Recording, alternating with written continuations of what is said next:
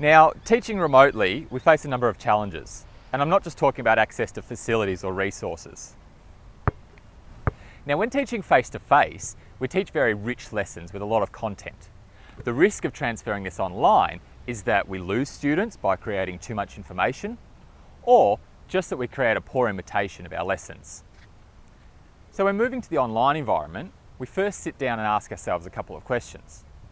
Number one, what is the one key skill or concept that we could be teaching right now?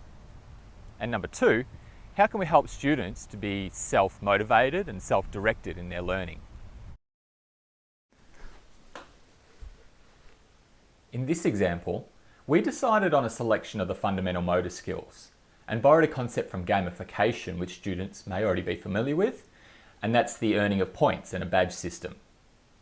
So that we could set up an environment where students could be self-directed in their learning and motivated towards attaining the next level in their skills. Students will first watch a video describing the skill and how to perform it correctly, and then after playing a few games and activities to put the skill in practice, they'll use Seesaw to submit a video of themselves completing the skill. The teacher can then assess this video and reward the student with a different badge depending on which criteria they meet. These will be paired with audio feedback to maintain that personal connection. Importantly, students will already have access to this criteria, so this forms part of their feedback about what they're doing well and what to work on in order to attain the next level. With different badge sets for different skills, there will be new and interesting learning outcomes each week. But using this system, the learning process will be predictable and familiar to students and their families.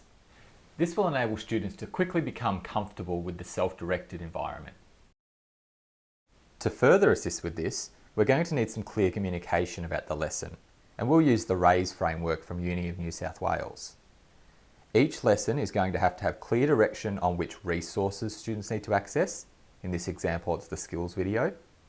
What activity the student's expected to undertake, such as a game for practicing the skill.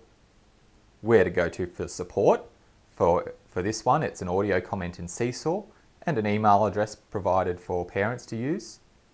And finally, what sort of evaluation will be taking place. Again, in this example, it's the student upload of their skills video. And now the time comes for you to plan your unit of remote learning. Ask yourself, what is the one key skill or concept that I should be teaching right now? Make sure to link this to the curriculum. How can I ensure students that can be self-motivated and self-directed in their learning? And how will I communicate this? What framework will I use? When looking for resources, start at the ACHPER website and access the HPE at Home resource pack. And if you don't have access to a tool like Seesaw, then consider using a free option like Flipgrid for posting activity videos and asking students to respond via video as well. And in the final evaluation stage of your lesson planning, this could take the form of self, peer, or teacher evaluation. Regardless, it's an important part of the process because it can help provide meaning and purpose to the lesson for your students.